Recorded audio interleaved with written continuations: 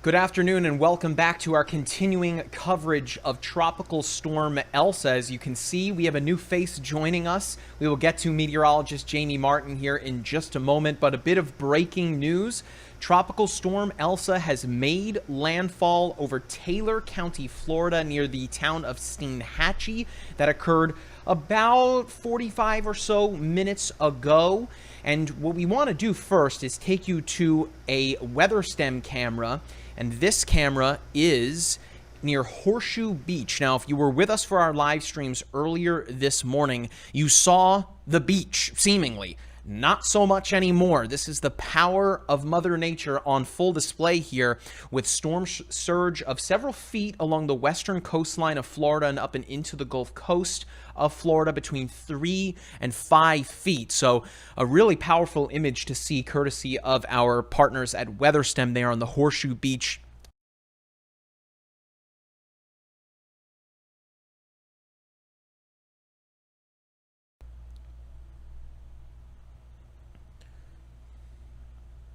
Okay, I think we're all good now. I want to send you to a video that we found earlier this morning near Cedar Key, Florida, and this was prior to landfall. This is courtesy of Evan James WX on Twitter.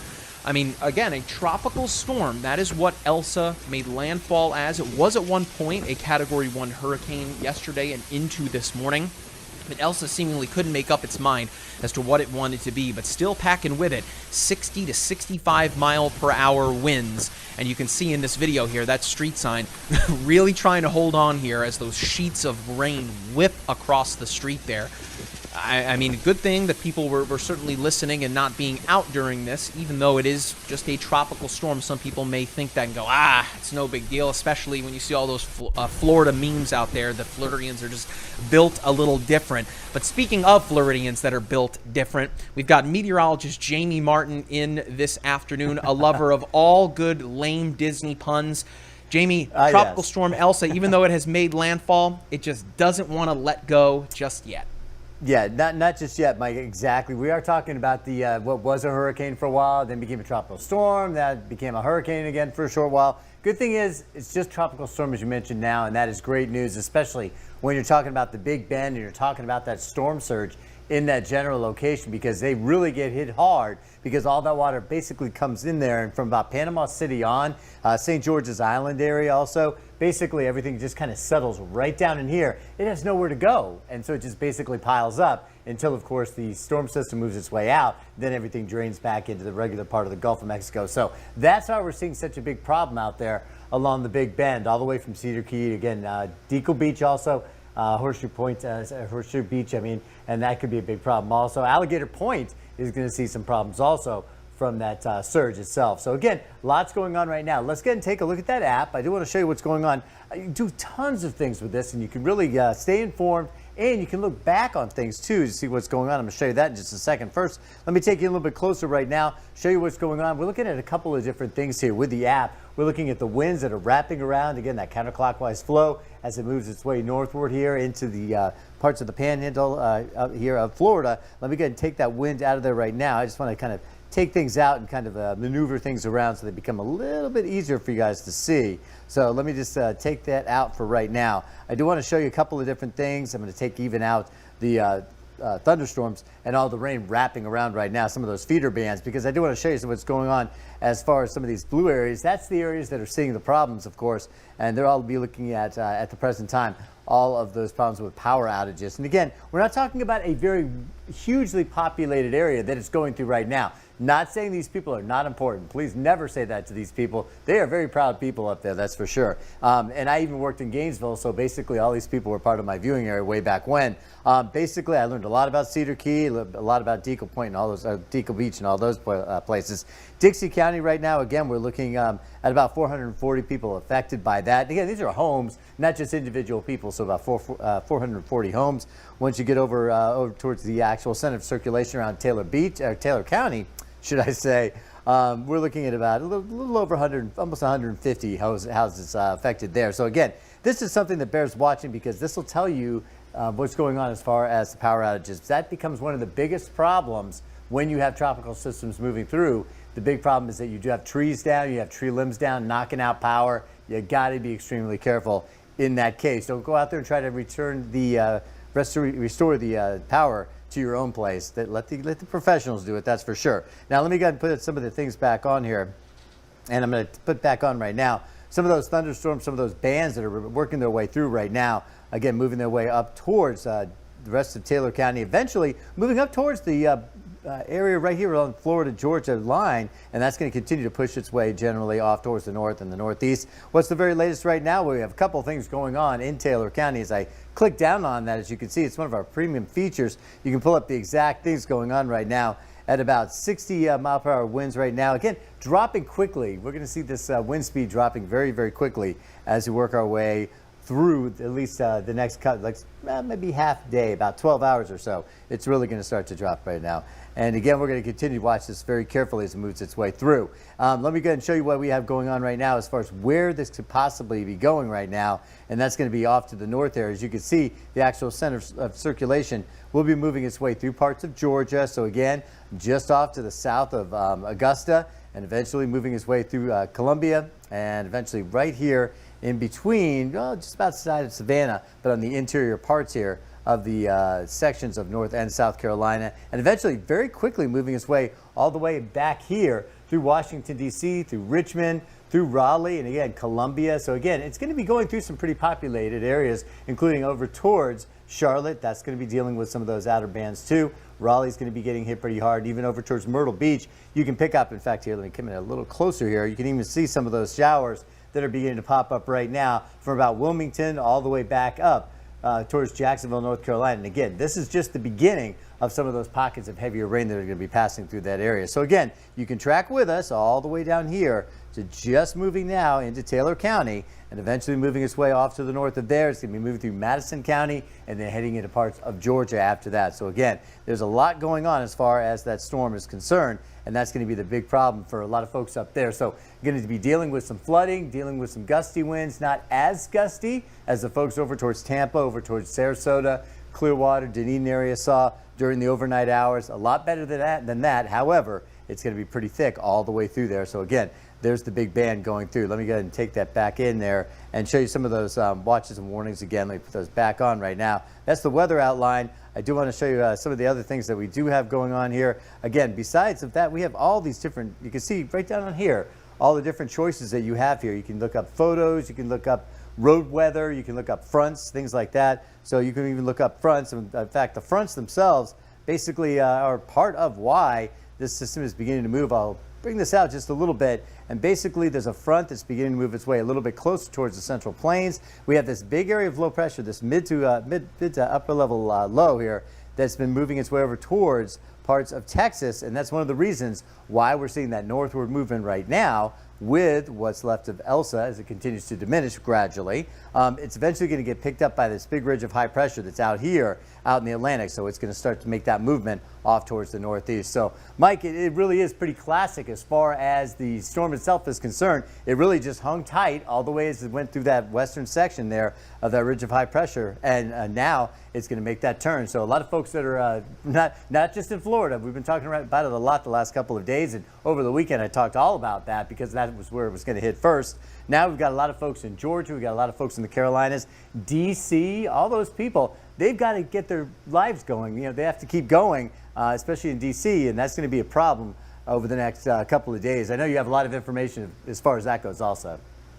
Jamie, it's the 7th of July, mind you, and here we are talking about just a tropical storm, but nonetheless a landfalling storm that is set to impact quite a few people. Thank you so much for that run through there on the app. We'll revisit Jamie here in just a moment. I want to say, for those of you that are watching in the chat and have been watching for these past couple of days, we really appreciate it. Let me know in the chat where you are watching from. If you have any questions for Jamie or for myself, post them in the chat. We'll try to answer them a little bit later. We just want to go through some more information with what we can expect now that Elsa has made landfall. Again, that happened right around 11 o'clock this morning in Taylor County, Florida, with sustained winds at 60 or so miles per hour. So what I want to do first is show you the tropical infrared imagery of Elsa. You can see this is, of course, satellite imagery, and Elsa, again, has made landfall. The real bulk of this storm is now over top of land. Keep in mind, though, that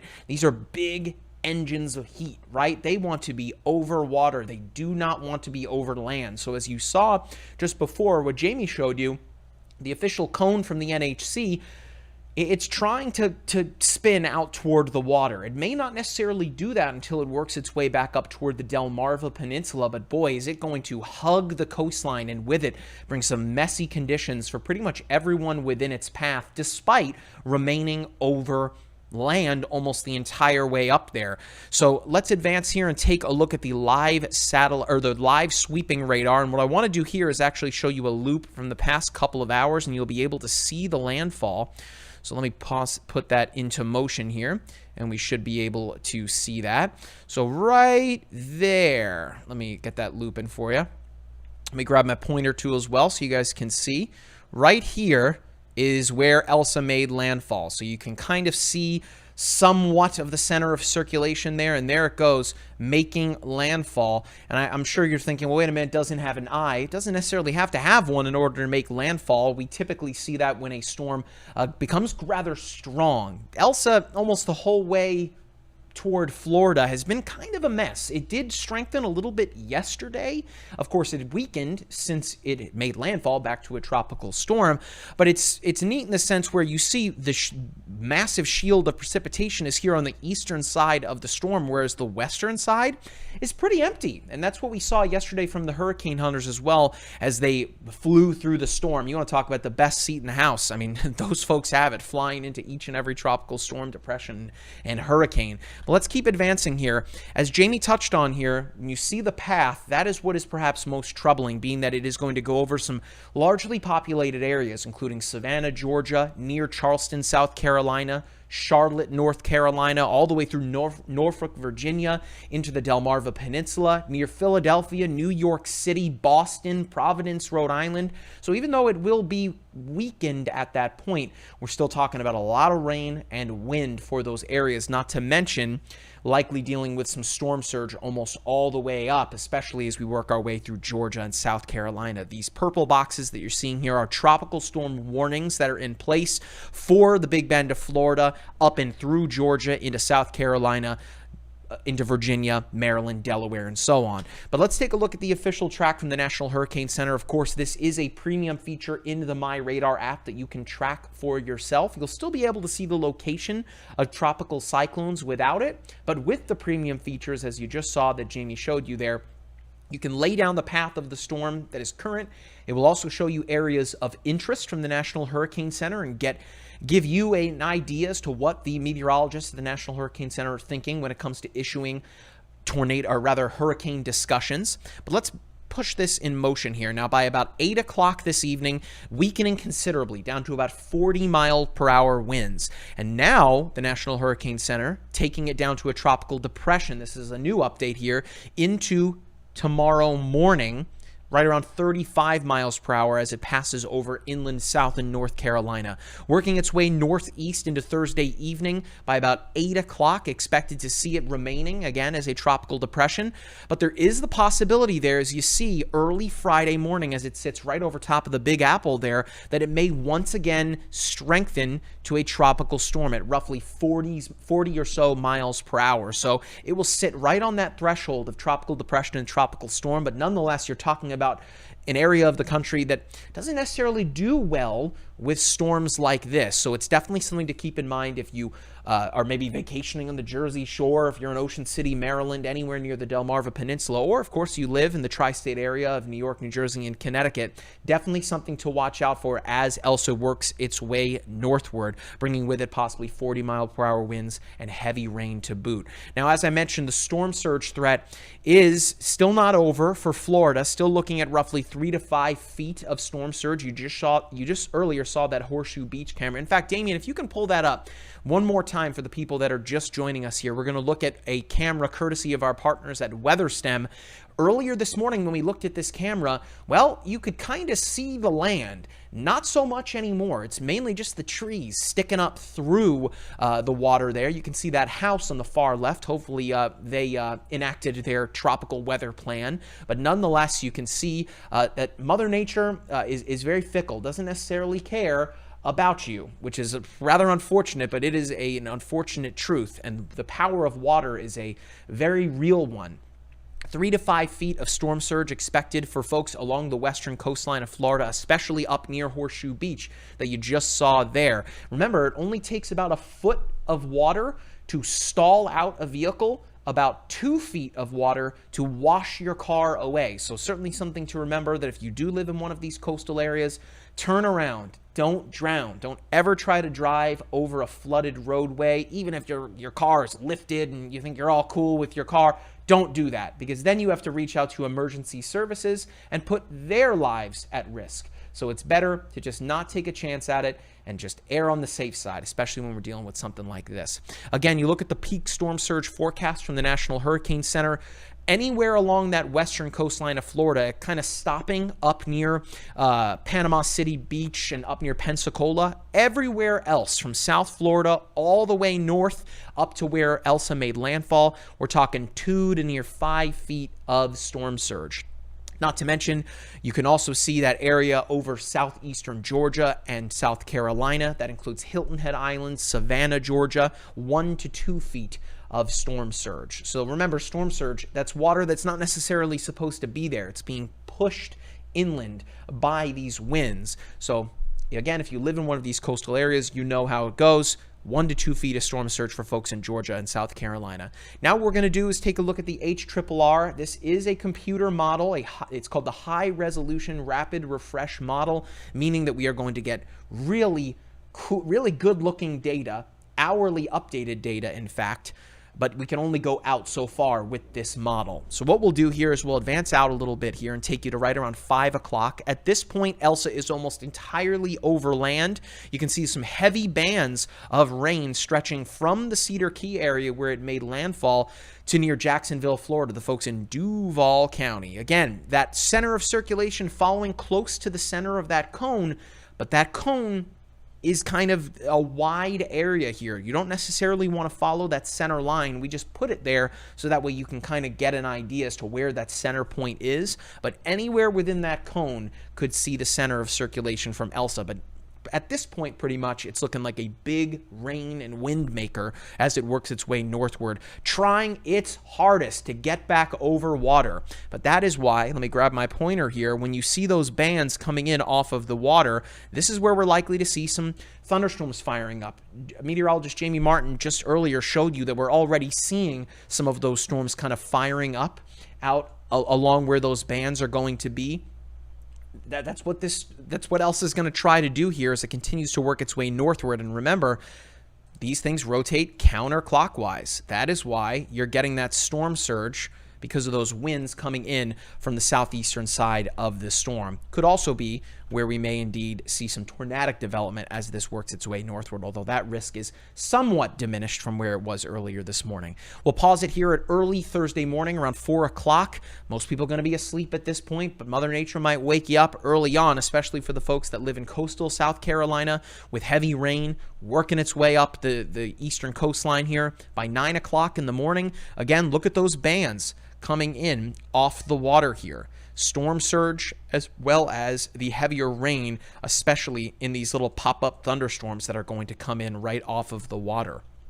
Let's keep on advancing here. I can only take it out so far, this particular model, and by Thursday, right around 3:30, we're looking at Elsa kind of sitting around the North Carolina, Virginia area, passing over some densely populated areas, Raleigh, Durham, Norfolk, Virginia, as well as Charlotte, North Carolina as well. And then there you go. Look at that as we head into early Friday, passing over the Delmarva Peninsula, Philadelphia, New York City, potentially strengthening at this point once again to a tropical storm with winds up near about 40 miles per hour.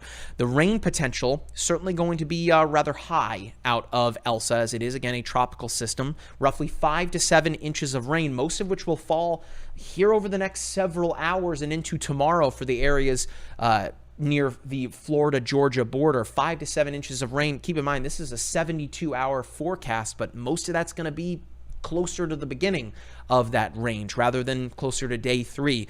Keeping that theme alive here up and into North Carolina and South Carolina, pockets of 3 to 5 inches of rain. And as we know, these areas don't do too well with inland flooding. So if you live in these areas, consult your local emergency management officials as to what you should do if you happen to be caught in one of those events. And as far as those winds are concerned, remember, it could weaken as it works its way over land, but the possibility as we get into the latter portion of the work week near Thursday and Friday that we may see some strengthening up near New York, Philadelphia, and the nation's capital. So we've got a bunch of comments here coming in from the chat. I want to bring meteorologist Jamie Martin back in here. And Jamie, we've talked previously before. You lived in Charlotte, North Carolina, forecasting weather. Again, not an area that typically does all that well with flooding. Of course, we recall Wilmington, North Carolina, dealing with a much stronger storm with Hurricane Florence.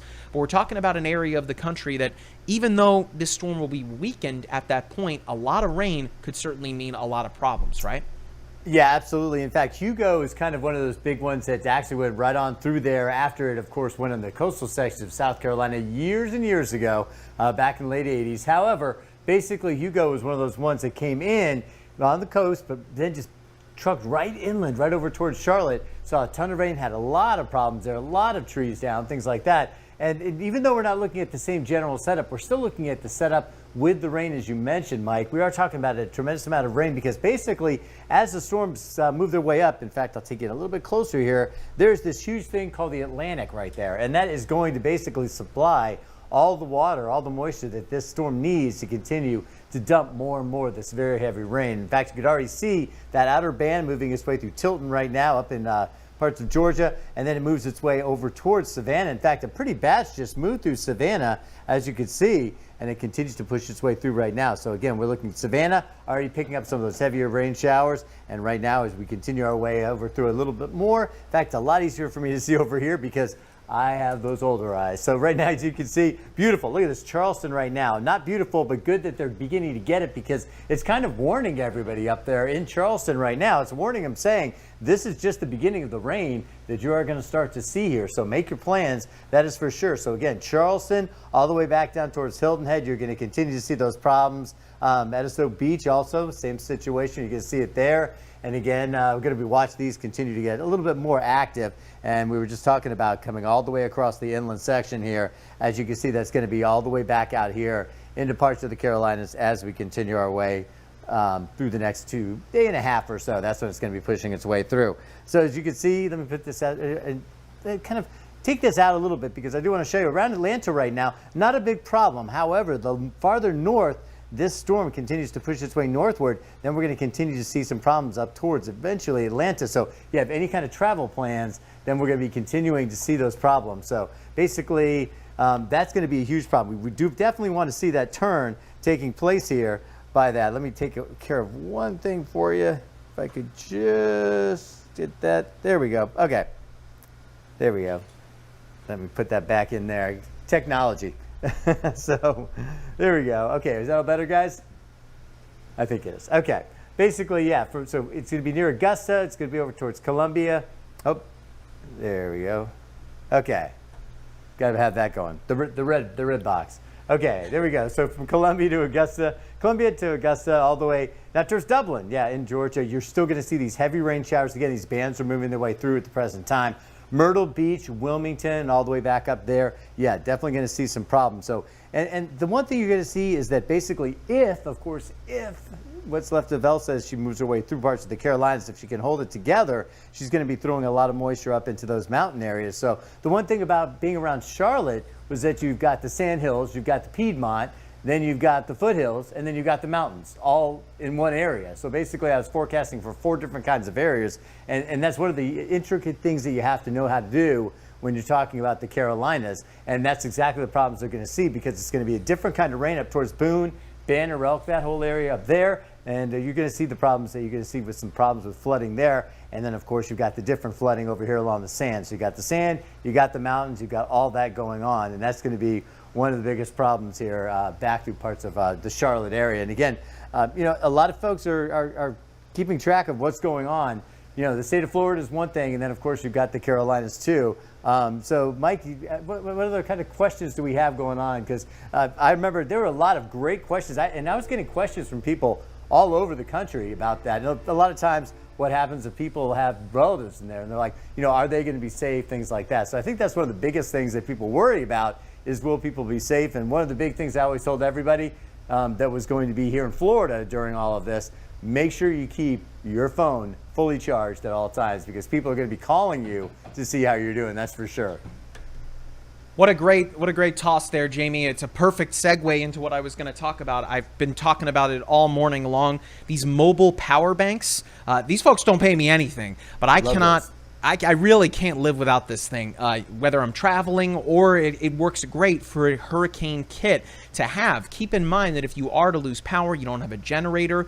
This particular model of power bank that I have, you can plug multiple devices that are USB charged, and I think it will charge a cell phone 6 or 7 times the whole way through. So if you happen to lose power, it's a great way to not only keep an open line of communication to emergency officials, but to be able to watch our coverage and to be able to track it for yourself in the MyRadar app.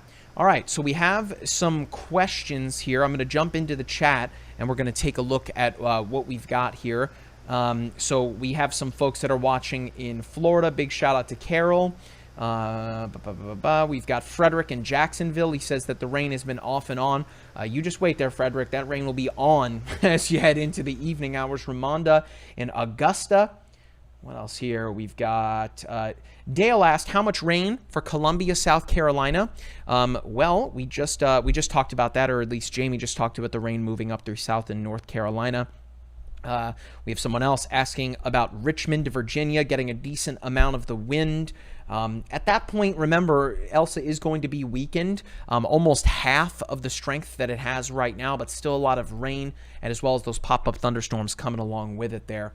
And then what else do we have here? We have someone asking about Atlanta. So Atlanta is in, let me pull up the official forecast here. This is the cone. So by around 8 o'clock tonight, Elsa will be right over top of the Atlanta metro area, bringing with it 40-mile-per-hour winds and heavy rain.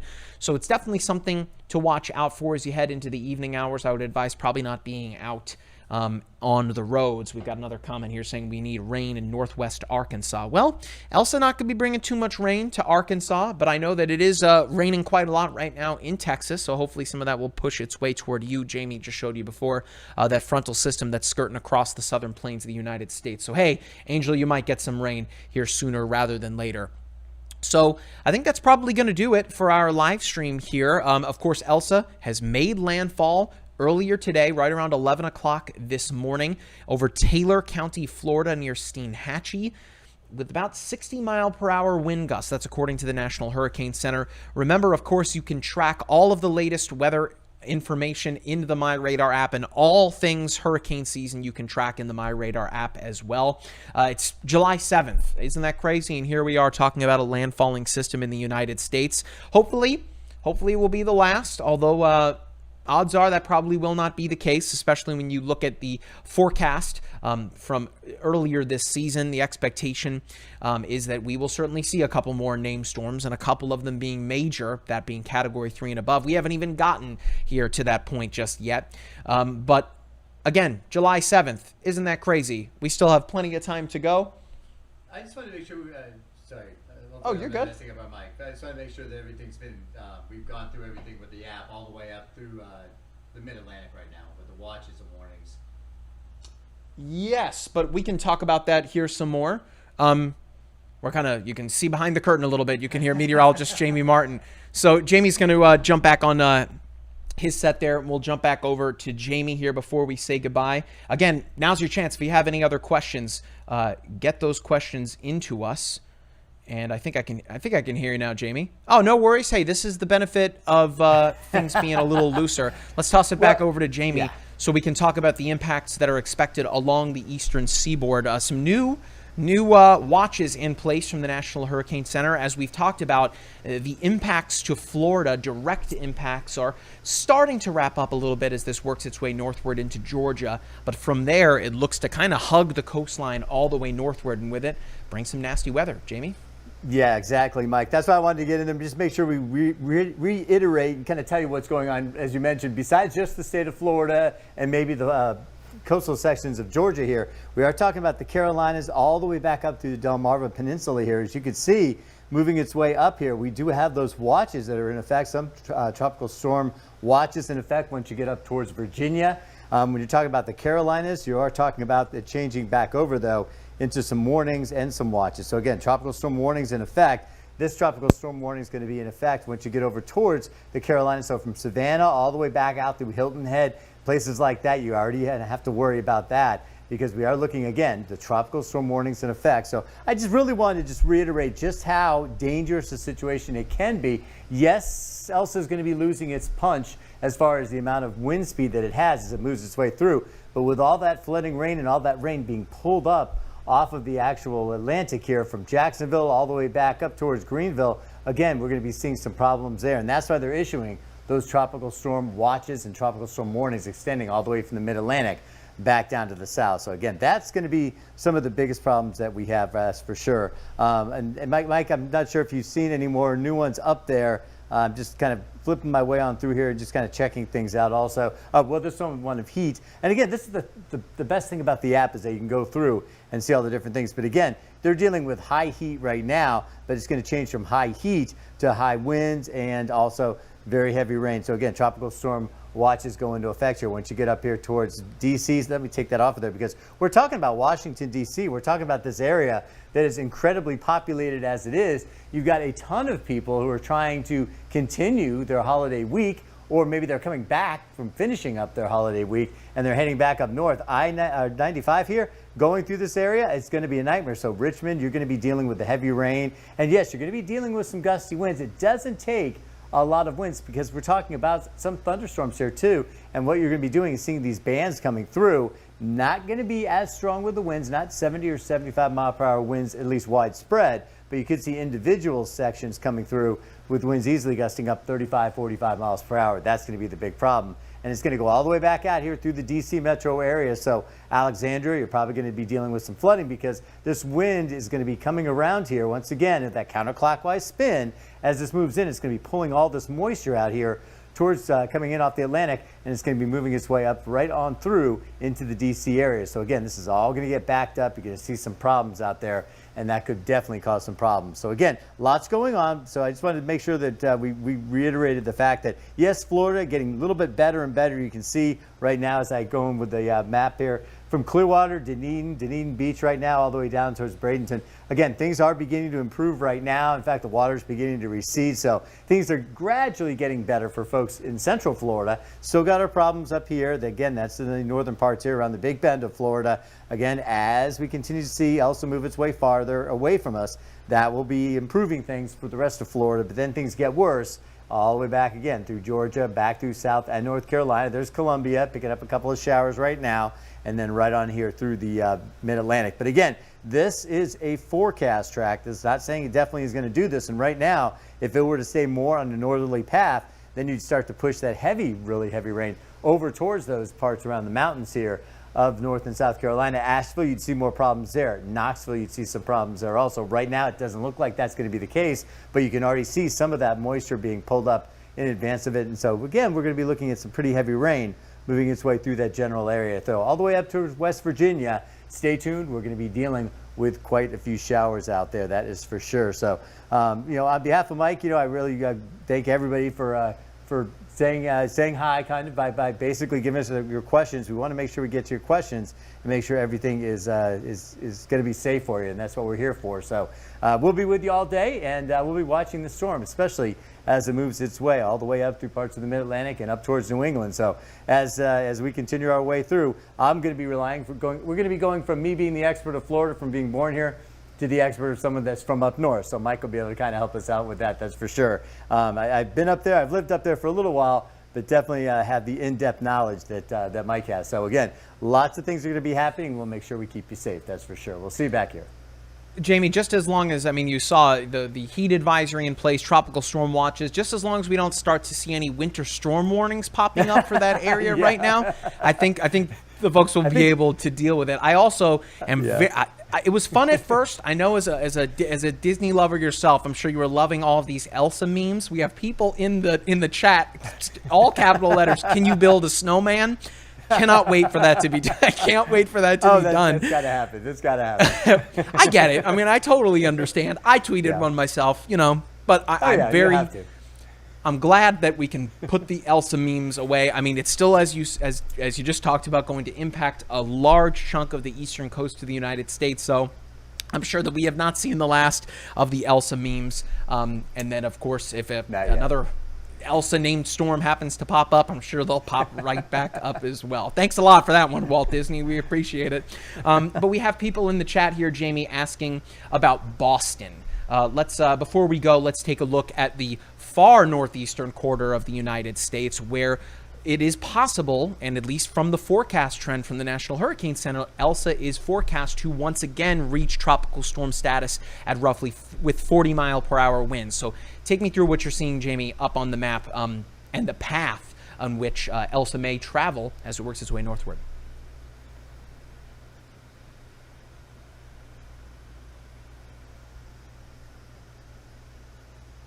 Oh, I'm sorry. I was just as I was adjusting it, I was looking at Hartford right there for a second. Yeah, exactly. What are you talking about? You're talking about Trenton. You're talking about Philly. You're talking about New Haven, Connecticut, Hartford, all the way back up to Springfield here, Boston, Worcester. Make sure you say Worcester. Don't say Worcester. Worcester, Lowell, the Andover area. All these areas could see that impact as this moves its way through. And basically, because of the fact that we are dealing also, as I mentioned, these heat advisories in effect in this general same location here. So the moisture is going to be up there. The heat's going to be kind of sitting there waiting to kind of pull in all that energy that's going to be coming in with what's left of Elsa as it moves its way through. So there's going to be a lot of energy. There's definitely the opportunity for this storm system to get worse. So again, if you're going to be with us, checking it out from Trenton or all the way down towards DC, this is kind of what we're going to be looking at. We're going to be looking with the problems there. And again, anybody that has lived up there, has visited up there, especially when there's been storms, or basically, if I dare say the word, you could go anywhere up in New England, especially up towards New York, and say the word Sandy, and everybody remembers Sandy. Everybody saw the pictures. Everybody saw the massive flooding that was going on with the terminals and everything over in New York City itself. And basically, that's one of the biggest problems is you get that spin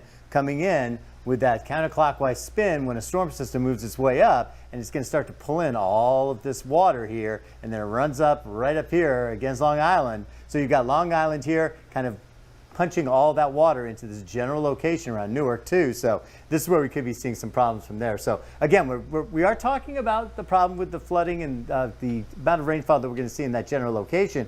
But one of the biggest problems is also going to be around Long Island and then right along the areas here around New York City, because we're going to be dealing with an awful big push of Atlantic water moving its way in. So yeah, Mike, that's probably going to be one of the biggest problems. And again, a lot of folks here still talk about Sandy up there. Not going to see Sandy, that is for sure. Nothing like that going on. But yeah, there's definitely some problems, that's for sure. Definitely something to watch for as Elsa works its way northward. Jamie, thank you so much for jumping in on the team coverage of Elsa. We really appreciate it. This won't be the last, of course, that you see of meteorologist Jamie Martin. Chief Digital Meteorologist Leslie Hudson is going to be coming in a little bit later this afternoon to kind of take the baton, if you will, on the coverage of Elsa. Things starting to wrap up a little bit, but you'll still see coverage from us for Elsa. And of course, any other time that there is a landfalling system that threatens the United States, or I should say a named storm that threatens the United States, you will see us continuing our coverage. But again, that's going to do it for meteorologist Jamie Martin. I've been meteorologist Mike Lennon. Big shout out to Damien in the back, who's been pushing the buttons all morning long. Give him some love in the chat, people. Damien is a hard worker. Anytime you see any of our video elements, it's either Damien or it's Matt. Show them some love in the chat. I know they would really appreciate it. But again, thank you from everyone here on the team. We hope you stay dry and stay safe. We'll catch you back here in the next one. See ya.